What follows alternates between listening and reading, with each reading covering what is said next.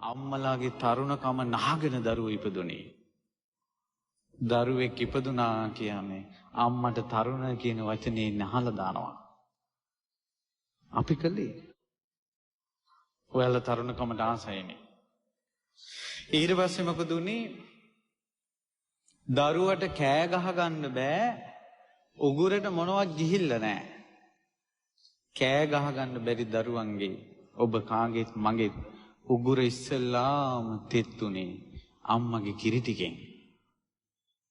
එහෙම තෙත් වුණාට පස්සේ ඒ කට හැදුනේ, ඒ කතාව හැදුනේ අම්මා නිසා. කොච්චර කිරි බීලා ඇතිද? කල ගණන්.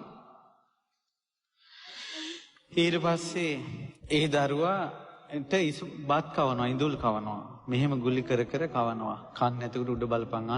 අන්න බබෝ කුරුල්ලෙක් කියලා කට අරගෙන උඩ බලනකොට කටට දානවා. මෙහෙම අත ගුලි කරලා කටට කවපු බත් කටවල් ගාන දරුවනේ නුඹලට ගණන් කරන්න බෑ. කොච්චර ගණන් ඉගෙන ගත්තත් පුළුවන් නම් අම්මා කවපු බත් කටවල් ගාන ගණන් කරලා කියන්න. දැන් ඔය කටවල් වලින් බැනපල්ලා අම්මලාට. ඒ කර්මේන අන්න නැහුණා.